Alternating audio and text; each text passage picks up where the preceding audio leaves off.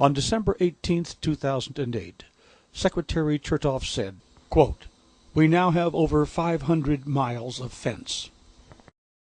News of a 500-mile border fence was carried across the nation by news organizations. Since then, the Border Patrol has more than doubled in size to 18,000 agents. Customs and Border Protection has built more than 500 miles of border fencing.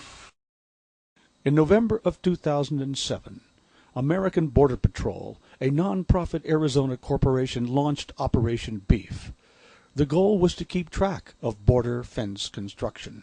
ABP Operation Beef has been challenging governmental claims of progress on the border fence. On December 10, 2008 and January 7, 2009, ABP Operation Beef flew border missions to update its survey data. American Border Patrol surveys found that 527 miles of something had been built, but not fencing. A December 20, 2008 DHS press release explained the difference. It turns out the government was counting vehicle barriers as fencing, 248 miles of it. According to Customs and Border Protection, both of these structures are fences. And these are fences. In fact, much of the fencing the government says it built along the border really isn't fencing at all. This is not a fence. This so-called fence was put there to stop vehicles from driving along this trail. It had been cut, and the man who was welding it seemed to say, "Is this a fence? This is not a fence. This is a fence. It is double-layered, with one layer topped with concertina wire. When it was installed near San Diego, apprehensions of illegal aliens dropped by more than 97%. The town of Sassabee lies in the middle of a major smuggling corridor. There are 7 miles of real fencing at Sassabee and 50 miles of so-called vehicle barriers. Built in the desert, miles from the closest Border Patrol agent, these barriers are easily breached. To the west, the town of Lukeville lies in another major smuggling corridor. It has 5.4 miles of fencing and 80 miles of vehicle barriers. In this area, Operation Beef surveys found agents about every 10 miles. Are we to believe that a multi-billion-dollar smuggling operation would be deterred by a 6-foot-high vehicle barrier in the middle of the desert with no one around to watch, especially at night? On December 23, 2008, the Arizona Republic reported that smugglers were now using ramps to get over the new fence at the border. The Arizona Republic did not say that the fence wasn't really a fence at all, but was a so-called vehicle barrier, and was easily defeated using a portable ramp. Fort Huachuca lies within the Huachuca Mountains south of Tucson, Arizona. This headquarters of Army intelligence lies just north of the border. The Department of Homeland Security has decided to protect this sensitive Army base with one of its so-called fences. This is the type of fence the Department of Homeland Security has erected south of Fort Huachuca on the border. This is a group waiting to cross. This group did cross the border and was spotted in the mountains near Fort Huachuca. The so-called fence did not stop them.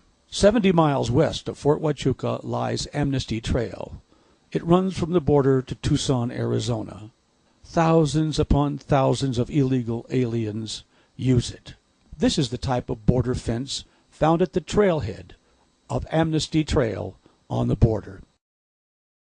It will not stop these people. And it didn't stop these people. It is wrong for the Department of Homeland Security to say that flimsy vehicle barriers do the job of a fence.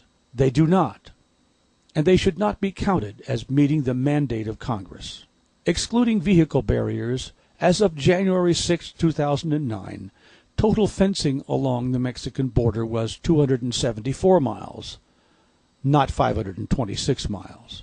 But there is more. About 75 miles of the border fence is very old, mostly 10-foot airfield matting fencing. Douglas, Arizona has about 16 miles of this old fencing. It was left intact when DHS built new fencing nearby. Old 10-foot mat fencing is ineffective. Well, new evidence tonight of the Mexican drug cartel's increasingly brazen tactics, and this occurred right on the border near Douglas, Arizona, all of it caught on tape by the U.S. Border Patrol. In the video, smugglers in one of two trucks, and there you see them, use a ramp to drive not through the border fence, but over it. Watch, I mean, this is amazing. This is, talk about brazen.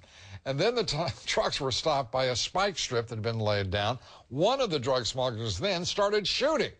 Fortunately, they didn't hit any of our Border Patrol agents. Then others began throwing the bales of pot that they had aboard back across the border into Mexico. Leaving out this old fencing, we are left with about 200 miles of fencing actually constructed by the Department of Homeland Security in accordance with congressional mandates. Congress had demanded 700 miles of double-layered fence. Lou Dobbs has been a stalwart American hero, not afraid to take on the big issues, including illegal immigration. But Dobbs is not perfect.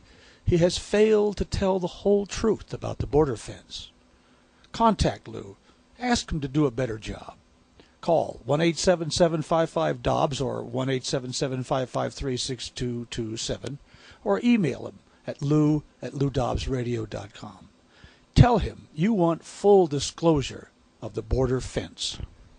Contact your congressional representative today and demand that the original Secure Fence Act of 2006 be reinstated, that 1,000 miles of double-layered border fence be built, and that the entire effort be fully funded.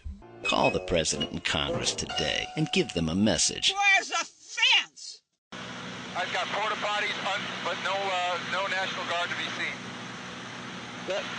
As I recall, there were National Guard. If you would like these independent border reports to continue, make a tax-deductible donation to American Border Patrol. Online at www.americanborderpatrol.com or mail it to American Border Patrol, 2160 East Fry Boulevard, Sierra Vista, Arizona 85635, or call 1-800-600-8642. American Border Patrol receives no government funding and is in good standing in all states.